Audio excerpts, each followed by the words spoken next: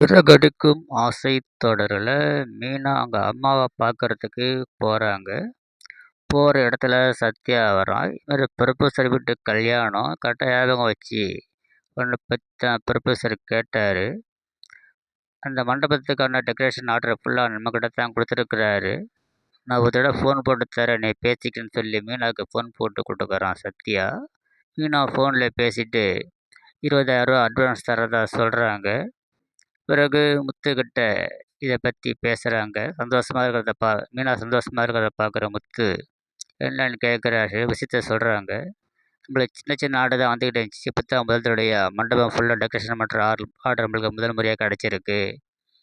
அவங்க நமக்கு 20,000 தான் அட்வான்ஸ் கொடுக்குறாங்க. 4,50,000 ஆர்டர் அது. மேலும் பூ வாங்குறதுக்காச்சும் நம்மளுக்கு ஒரு 50,000 தேவைப்படுதுன்னு சொல்கிறாங்க. சுருதி ரவிக்கிட்ட கேட்கலான்றாங்க. முதல்ல முத்து வேணான்றாரு. வேறு வழி இல்லாமல் கேட்குறதா முடிவு பண்ணுறாங்க.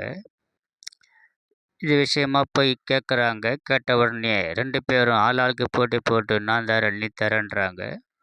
ஆளுக்கு பாதியை ஷேர் பண்ணி கொடுப்போம்னு சொல்லிட்டு ஆளுக்கு 25,000 இவை மூலமாக மீனாவுக்கு அனுப்பிச்சி வைக்கிறாங்க. முத்து மீனாவை ரொம்ப தேங்க்ஸ் சொல்கிறாங்க. கேட்ட உடனே கொடுக்கறதுக்கு ரொம்ப சந்தோஷன்றாங்க.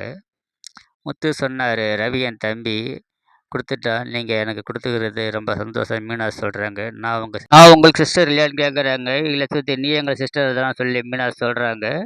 விஜயோட டான்ஸ் கிளாஸில் டான்ஸாக கற்றுக்க வர்ற சிந்தாமணி ஃபோன் வருது. இதுமாரி ஒரு பெரிய ஆர்டர் ஃபுல்லாக மீனாக்கே போயிடுச்சுன்னு சொல்கிறாங்க. இதை கேட்குற சிந்தாமணி கோவப்படுறாங்க.